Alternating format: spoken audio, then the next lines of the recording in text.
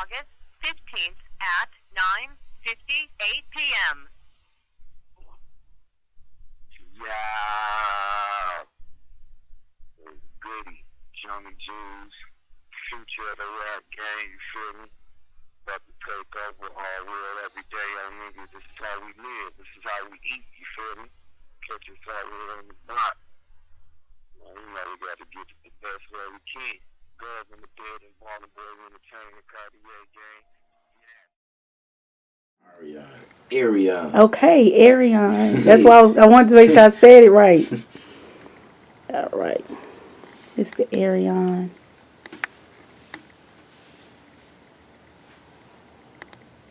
How would you describe your perfect day? My perfect day is just making sure I'm getting money, making sure I'm fed, making sure my kids good. If everybody happy, then I'm happy. It's just more like, I try to make sure everybody good before I am, for some strange reason, but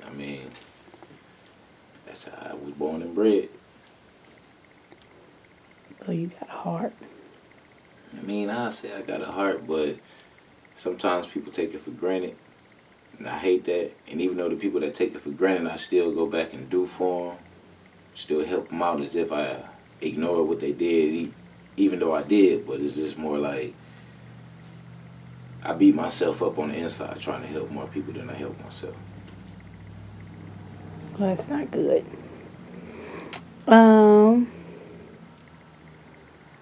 Do you like to travel? I just started really traveling, Met up my manager, Reese. Shout out to Al, Macadam, Twan. Yeah, I just started traveling with Reese. He got me at the house after I lost my brother. I was just mainly sticking to myself, didn't want to be to nobody. And it's just like, he forced me out the house because I really wasn't doing nothing. Staying to myself was ignoring everybody, pushing people to the side because I didn't really trust nobody, didn't really want to be around nobody because it's like, if you don't have no trust, why would you want to be around them people? Certain people made me feel certain type of ways, so that's what it was. That makes sense. And when did you lose your brother? I lost him September of 2014. It's undisclosed reasons. I don't want to discuss it, but it's just more like that took a big part of my life right there. And I hear most people saying, get over it, try to move on. But it's hard when you try to move from player to coach because he taught me everything I know. If it wasn't for him, it was more like I would be by myself. I would just be stranded.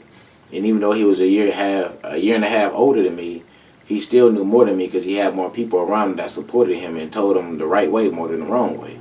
And when they tell him to get over it, it's just like, how can you get over it when you the ones that, turned me to him? He was the reason they gave me advice to move on.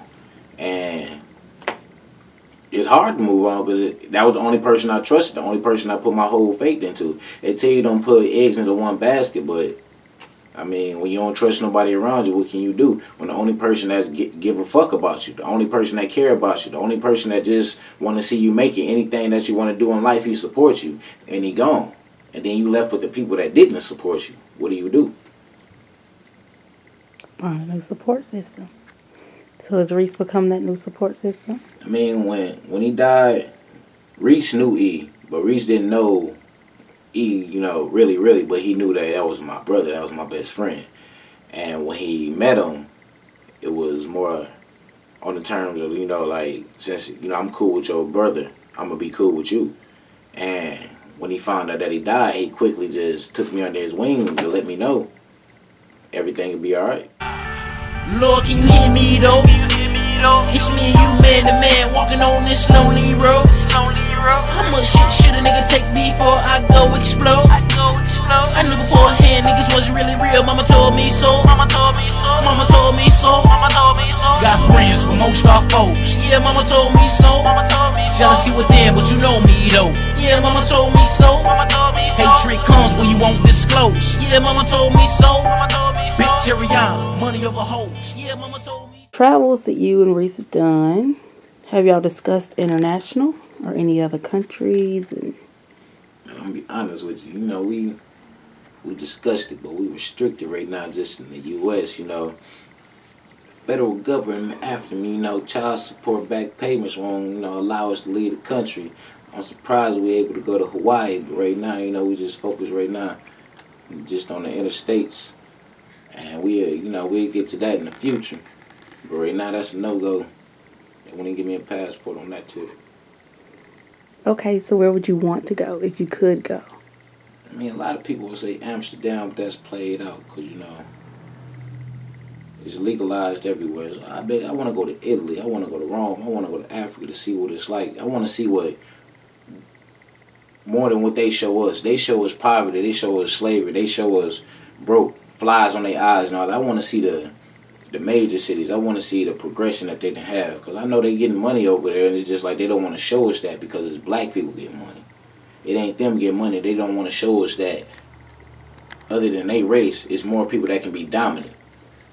And it's just, I want to see my race. I want to see my people getting it. I want to see what it's like other than just America, seeing the good old boys, seeing what they do. So, yeah.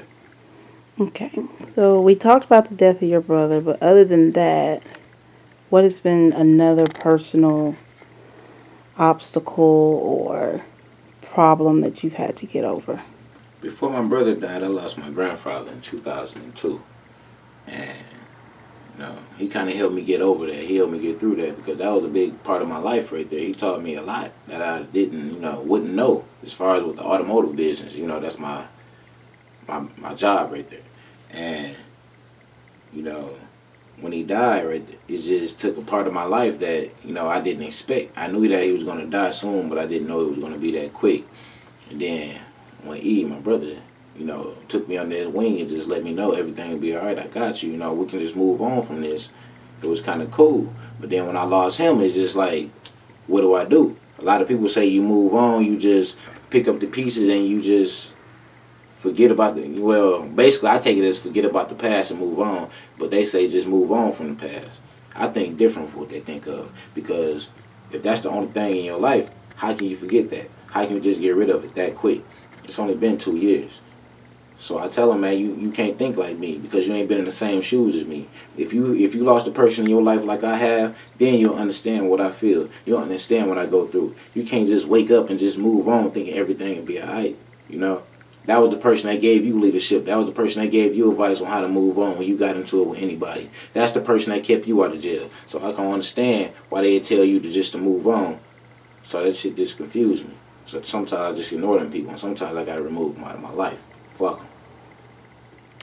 But are things starting to look up? I mean, it's starting to look up. It's the battle that I got to fight within. I try to get people to help me. I try to get people to console me, but they looked at it as I was trying to push them away. It was the wrong advice they was giving me. It was the wrong type of energy that they was giving me. So I say, yeah, other than other people like Reese or Allen trying to help me or Twan trying to help me get over it, it's just that a battle that I say a fight within is something that I got to fight. It's something that I got to get over with myself. I can't depend on others because they didn't know the situation like I knew it. So it's just like the people that I expect to help me with it, they don't help me with it. That's why I'm so distant from them, and they wonder why. Because when I call on you and I don't hear nothing from you, what do I expect to do? Why should I remain with you? Why should I talk to you? Why should I hear anything from you? Why should I check on you when you don't check on me? That makes sense. Fuck it. That makes sense. So, on a slightly lighter note, what's your most valued material possession? And it's funny, man. My 1983 Cadillac Coupe de Ville. That's my prized possession right there. And it's funny that I say that because it's like, the reason that's my prized possession, the reason I like the car. It's funny, I was watching The Wash, Snoop Dogg, and Dr. Dre, the little movie they made. And he pulled up in a little gray Coupe de Ville, two-door Cadillac. And I kind of liked it, but it was funny because I was looking for the same one that he had, but I couldn't find it. It was funny, he put a front end clip from a 91 Fleetwood on his Coupe de Ville, and I was looking for the wrong model. So it kind of confused me when I was finding the same one that I had. So when I finally got it, you know, Miss Agnes, aka, you know, I took kind of, you know, liking it to her. It was, you know, I just got the car. I started driving it here. When I looked on the inside, that motherfucker looked like a lounge on the inside. I was like, shit, why not drive? Yeah, that shit comfortable as hell. I've been asleep in that car a few times. Driving that shit, I mean, I know it's dangerous fucking, but I admit to it. I done fell asleep a few times driving that motherfucker. You would too if you was driving on pillows. But yeah, other than that, that's my prized possession.